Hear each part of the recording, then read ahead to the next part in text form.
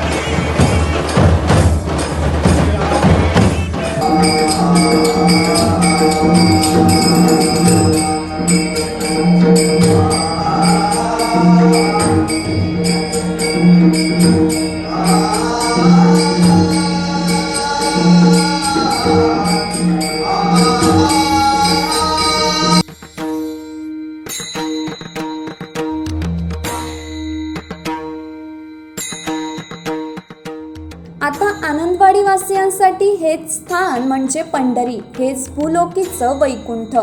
संत नामदेवांनी पंढरीचं जे वर्णन केलंय त्याचा प्रत्यय आनंदवाडीवासियांना याच स्थानात येतो. पंढरीचं वेड उरात बाळगणाऱ्या अबालवृद्धांना हेच मंदिर प्रति पंढरपूर वाटतं. याचं कारण श्रद्धाळू माणसं नेहमीच श्रद्धाळू असतात.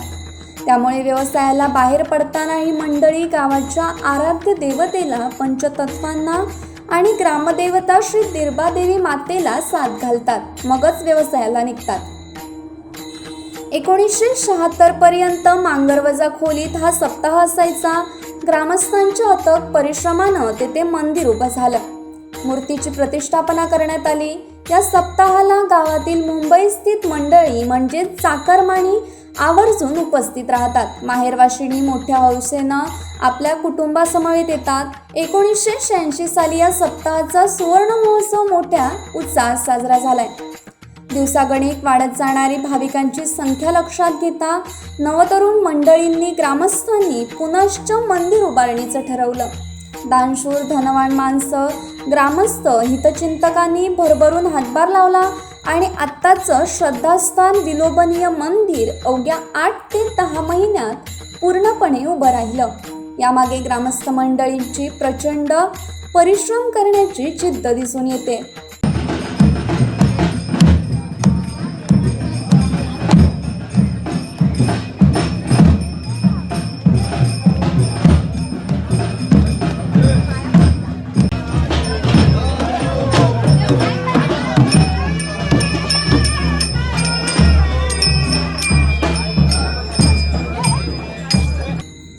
दुसऱ्या दिवशी सकाळी 10 वाजता श्रीफळ देऊन प्रत्येक भक्ताची गाराणी देवासमोर मांडली जातात. त्यानंतर देव संपूर्ण गावाला प्रदक्षिणा घालून सर्वांना घरापर्यंत दर्शन देऊन पुन्हा मंदिराजवळ येतो आणि त्यानंतर संपूर्ण सोहळ्याचं खास आकर्षण दशावतार खेळले जातात आणि प्रत्येकाच्या घरातील गोड पदार्थ आणि कडधान्यांच्या उसळी एकत्र करून प्रसाद तयार केला जातो आणि हा प्रसाद प्रत्येकाच्या आवडीचा विषय असतो. त्यानंतर दहीकाला करून निरनिराळे खेळ खेळून दहीहंडी फोडली जाते.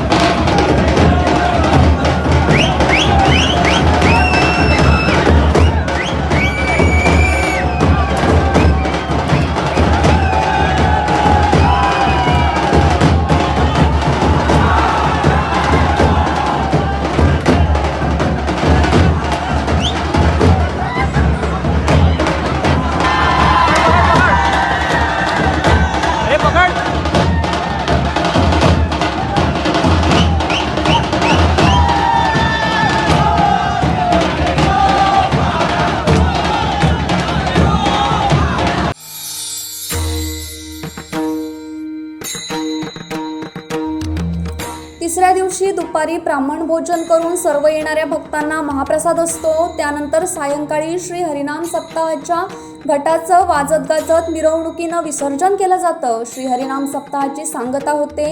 या हरिनाम सप्ताहाच्या निमित्तानं घराघरातून करंजा प्रसाद म्हणून भाविकांना दिल्या जातात।